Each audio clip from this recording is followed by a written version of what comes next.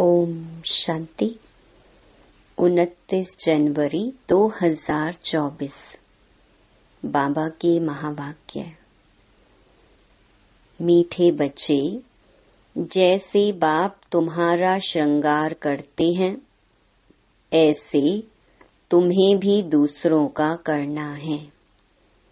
सारा दिन सर्विस करो, जो आए उसे समझाओ। फिक्रात की कोई बात नहीं। प्रश्न: यह नॉलेज कोटों में कोई ही समझते व धारण करते हैं, ऐसा क्यों? उत्तर: क्योंकि तुम सब नई बातें सुनाते हो। तुम कहते हो परमात्मा बिंदी मिसल है, तो सुनकर ही मूंझ जाते हैं। शास्त्रों में तो यह सब बातें सुनी ही नहीं है। इतना समय जो भक्ति की है वह खींचती है, इसलिए जल्दी समझते नहीं। कोई कोई फिर ऐसे परवाने भी निकलते हैं जो कहते हैं बाबा, हम तो विश्व का मालिक जरूर बनेंगे। हमें ऐसा बाबा मिला, हम छोड़ कैसे सकते। सब कुछ न्योछावर करने की उछल आ जाती है। गीत दूर देश के रहने वाले। ओम शांति। मीठे मीठे रूहानी बच्चे अच्छी तरह से जानते हैं कि हम मुसाफिर हैं। यह हमारा देश नहीं है। यह बेहद का नाटक बहुत बड़ा मांडवा है। कितनी बड़ी बड़ी बत्तियां हैं, यह सदैव जलती रहती हैं। आत्मा जानती है हम सब एक्टर्स हैं और नंबर वार अपने पार्ट अनुसार पूरे टाइम पर आते हैं यहाँ पार्ट बजाने। पहले पहले तुम वापस घर जाकर फिर यहाँ आते हो। यह अच्छी तरह से समझने और धारण करने की बात है। नाटक के एक्टर होते हैं, अगर एक दो के ऑक्यूपेशन को ना जाने तो उनको क्या कहेंगे। ड्रामा के आदि मध्य अंत को जानने से तुम यह बनते हो। तो यह पढ़ाई सबसे न्यारी हुई। बाप बीज रूप है, नॉलेज फुल है। जैसे वह कॉमन बीज और झाड़ होते हैं, उनको जानते हो ना। पहले पहले छोटे छोटे पत्ते निकलते हैं, फिर बड़े होते होते झाड़ कितना वृद्धि को पाता है। कितना समय लगता है। तुम्हारी बुद्धि में यह ज्ञान है। बाप तो एक ही बार आते हैं। मीठे मीठे बच्चे, यह अनादि अविनाशी ड्रामा है।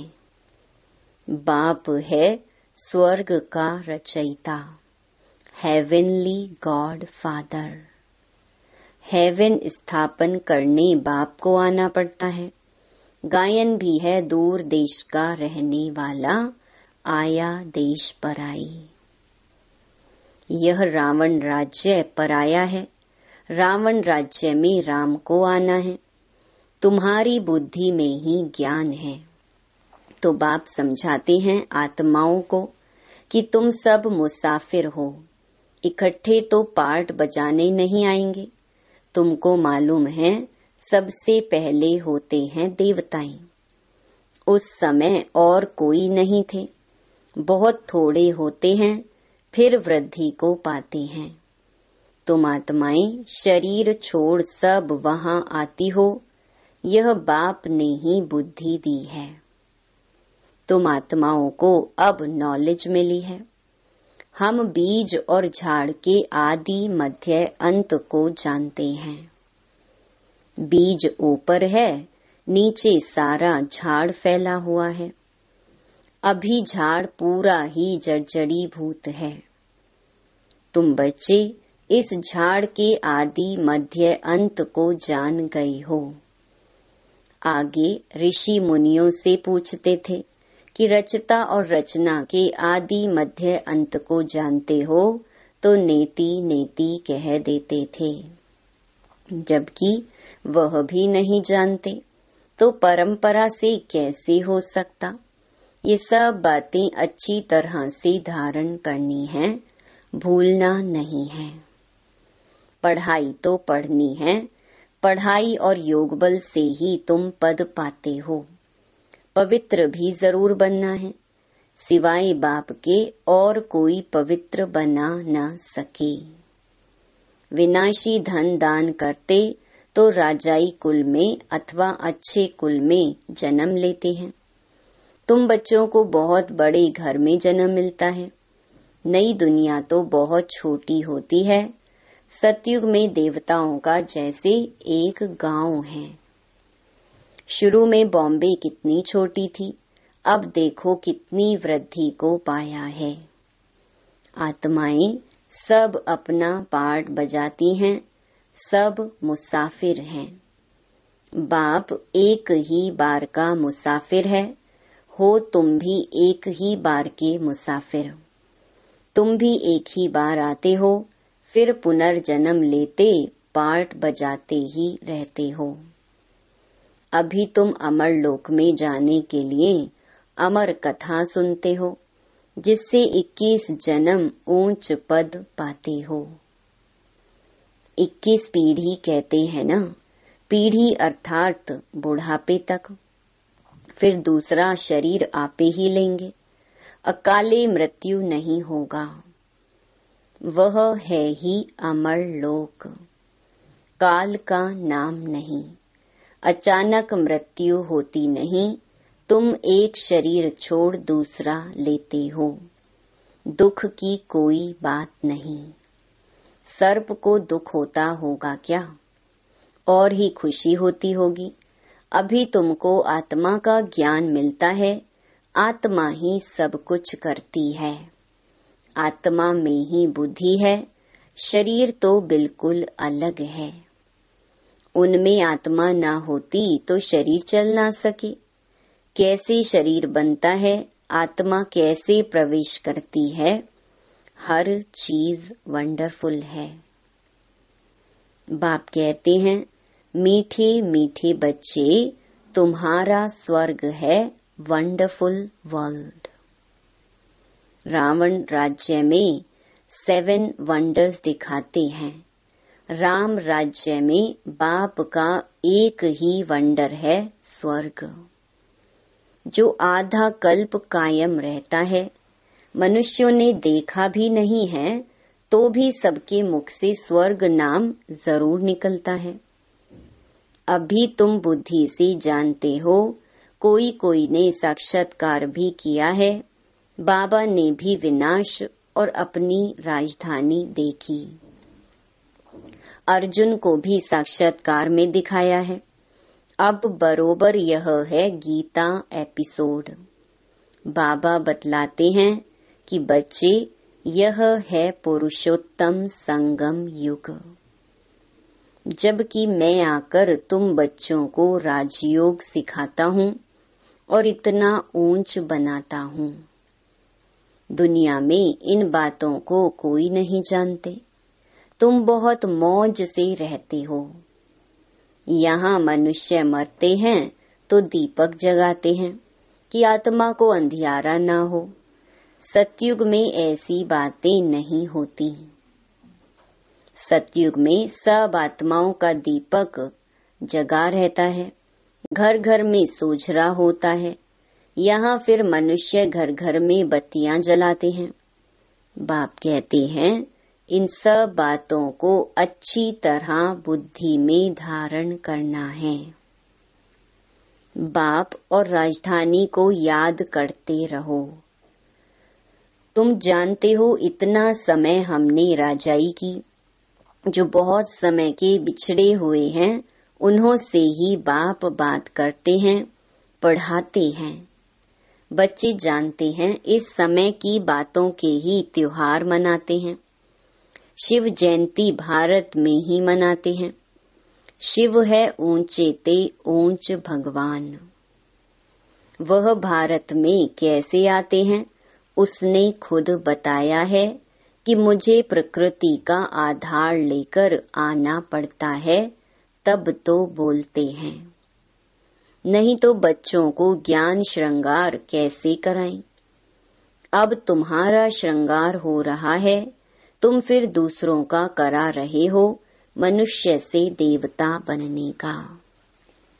यह है बहुत सहज, परंतु मनुष्यों की बुद्धि ऐसी डल हो गई है जो कुछ भी समझते नहीं। टाइम लेते हैं। तुम प्रदर्शनी में सब बातें समझाते हो, जो आया जैसे समझाया, सब ड्रामा। फिक्रात की कोई बात नहीं। बच्चे कहते हैं बाबा माथा बहुत मारते हैं, निकलता कोटों में कोई है। सो तो होगा। तुम कहते हो परमात्मा बिंदी है। शास्त्रों में ऐसी बात है नहीं, इसलिए मूंझ पड़ते हैं। तुम भी पहले नहीं मानते थे। कोई कोई को तो 2 वर्ष भी समझने में लगे। चले जाते हैं फिर आते हैं। इतना सहज भक्ति छूटती नहीं है। वह अपनी ओर खींचती है। यह भी ड्रामा में पार्ट है। सिवाय तुम ब्राह्मणों के और कोई नहीं जानते। विराट रूप का भी अर्थ समझा है। यह है तुम्हारी बाजोली। तुम चक्र लगाते हो, इनको विराट नाटक कहा जाता है। इनका भी तुमको ज्ञान है। उन कॉलेजों में तो क्या क्या पढ़ते रहते हैं, यहाँ वह बात नहीं। साइंस वृद्धि को पाती रहती है, उनसे विनाश होना है। अभी भल तुम समझाएंगे, परंतु विरला कोई मिलेगा जो कहेगा यह तो बहुत अच्छी बात है, यह तो रोज समझाना चाहिए। कितना भी काम हो परंतु कहेंगे हमको तो बाबा से वर्षा जरूर लेना है। यह तो अथाह अनगिनत कमाई है। बाबा कहते हैं बच्चे मेरी बुद्धि में सारे झाड़ की नॉलेज है। सो अभी तुम भी समझ रहे हो। बाप जो समझाते हैं वह बहुत एक्यूरेट है। 1 सेकंड न मिले दूसरे से। कितनी महीनता है। तुमने कितने चक्कर लगाए हैं। यह ड्रामा जो मिसल चलता है। एक ही चक्कर को 5000 वर्ष लगते हैं। उसमें सारा खेल चलता है। उनको ही जानना है। वहाँ गायें भी फर्स्ट क्लास होंगी। जैसा आपका पद वैसा फर्नीचर, वैसा मकान। भपका होता है। खुशी भी आत्मा को ही होती है। हमारी आत्मा तृप्त हुई। तृप्त परमात्मा तो नहीं कहा जाता है। कहेंगे तुम्हारी आत्मा तृप्त हुई। हाँ बाबा तृप्त हुई। तो यह सब खेल चलता आया है। बाप जो समझाते हैं यह भी ड्रामा का खेल है। अब बाप तुमको रिजुविनेट करते हैं। तुम्हारी काया कल्प वृक्ष समान बन जाती है। नाम ही है अमर लोक। आत्मा भी अमर है, काल खा ना सके। बाबा तुम्हारी आत्माओं से बात करते हैं। अकाल आत्मा जो इस तख्त पर बैठी है उनसे बात करते हैं। आत्मा इन कानों से सुनती है। हम आत्माओं को ही बाप पढ़ाने आई हैं। बाप की दृष्टि हमेशा आत्माओं पर रहती है। तुमको भी बाप समझाते हैं हमेशा भाई भाई की दृष्टि रखो। भाई से हम बात करते हैं, फिर क्रिमिनल दृष्टि ना जाए। यह प्रैक्टिस बहुत अच्छी चाहिए। हम आत्मा हैं। हमने इतने जन्म ले पार्ट बजाया है। हम पुण्य आत्मा थे। हम ही पवित्र आत्मा बने हैं। सोने में ही खाद पड़ती है। जो आत्माएं पिछाड़ी को आएंगी उनको क्या कहेंगे। कुछ % सोने का होगा। भल पवित्र होकर जाते हैं, परंतु पावर तो कम है ना। 1-2 जन्म करके लिया, इससे क्या हुआ। बाबा जो मुरली चलाते हैं वह है खजाना। जब तक बाप दे तब तक तुम बाप को याद करते रहो। याद से ही तुम एवर हेल्थी बनते हो। चुप होकर बैठने से भी बहुत फायदा है। मन मना भव, इसका अर्थ भी कोई नहीं जानते। बाप ही हर बात का अर्थ समझाते हैं। यहाँ तो है अनर्थ।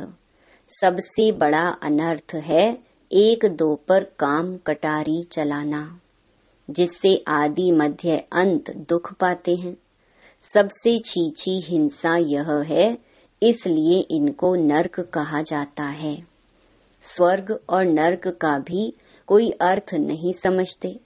वह है नंबर 1, नर्क है नंबर लास्ट। तुम जानते हो हम इस विश्व नाटक के एक्टर्स हैं। तुम नेति नेति नहीं कहेंगे। तुम श्रीमत से कितने अच्छे चित्र बनाते हो जो मनुष्य देखते ही खुश हो जाएं और सहज ही समझ जाएं। यह चित्र बनाना भी ड्रामा में नोंद है। पिछाड़ी को तुम याद में ही रहेंगे। सृष्टि चक्र भी बुद्धि में आ जाएगा। नई दुनिया कौन बनाता और पुरानी दुनिया कौन बनाते हैं, ये सब तुम ही जानते हो। सतो रजो तमो में सबको आना ही है। अभी है कलयुग। यह किसको पता नहीं कि बाप आकर हमको स्वर्ग का मालिक बनाएंगे। किसके ख्याल में भी नहीं आता। तुमको तो अभी सारी सृष्टि के आदि मध्य अंत की नॉलेज है। रचयिता बाप इसमें बैठ समझाते हैं कि मैं तुम आत्माओं का बाप हूँ, बेहद का टीचर हूँ। यह संगम युग है, पुरुषोत्तम युग। सतयुग और कलयुग को पुरुषोत्तम नहीं कहेंगे। संगम पर ही तुम पुरुषोत्तम बनते हो, जब बाप आकर राजयोग सिखलाते हैं। दिन प्रतिदिन तुम बच्चों को समझाने में बहुत सहज होगा। झाड़ वृद्धि को पाता रहेगा। क्षमा पर बहुत परवाने आते हैं फिदा होने। ऐसे बाप को कौन छोड़ेगा। कहेगा बाबा बस हम तो आपके पास ही बैठे रहें, यह सब कुछ आपका है। ऐसे ऊंच बाप को हम छोड़े क्यों। जोश बहुतों में आता है।